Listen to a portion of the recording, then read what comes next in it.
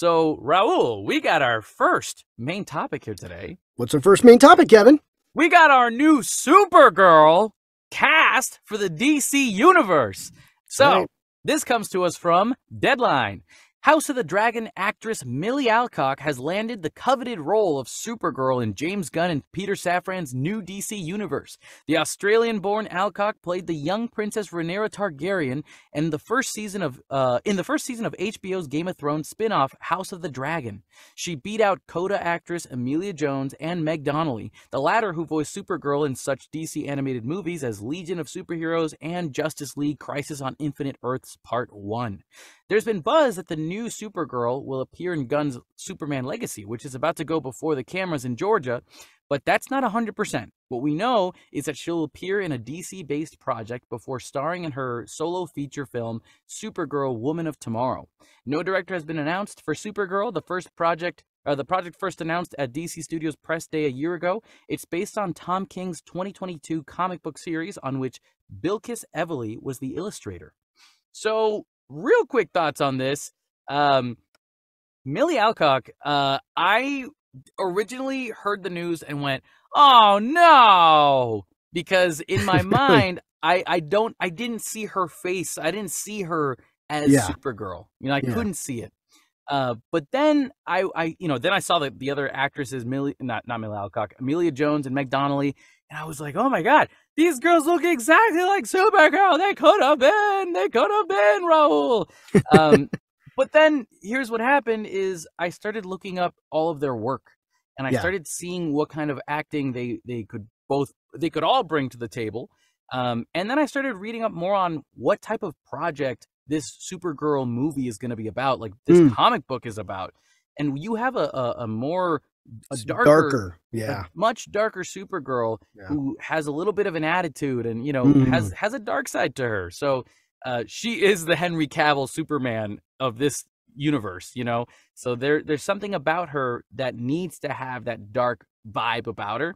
And when I see Emilia Jones and Meg Donnelly, yes, they can bring that to the table, but not the way Millie Alcock can. And if you've seen House of the Dragon, you know what I'm talking about. And if you haven't seen House of the Dragon, what are you waiting for? It is incredible. That show is so good. Raul, have you not seen it? No, I have not. No, I have not. But I've heard she's really great in it. And from everything I've heard, she sounds like a really good fit. I mean, she looks like, looking at pictures of her, she looks like Kara Zor-El. She looked like she could do it. Millie Alcock? Yeah. I agree now. Because at first I was like, I don't see it. No, look at these two girls.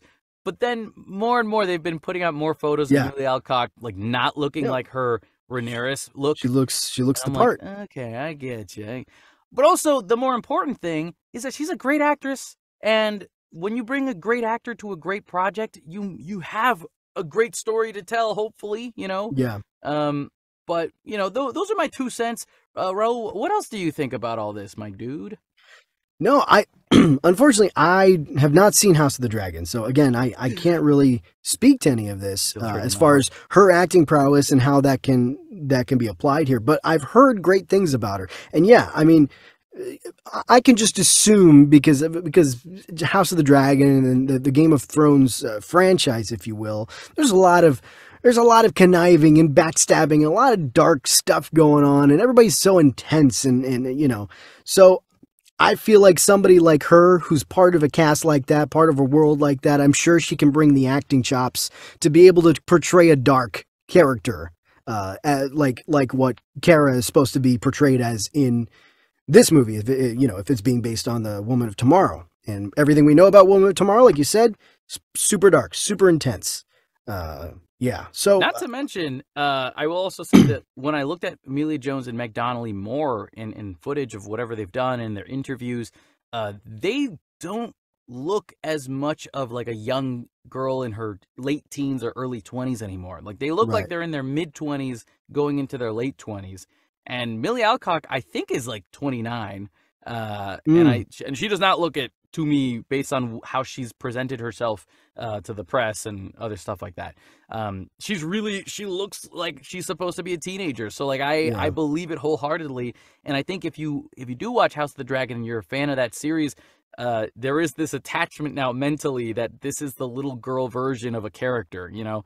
Oh, it's such a good show. She's so good, like, at being internal. It's all internal for her.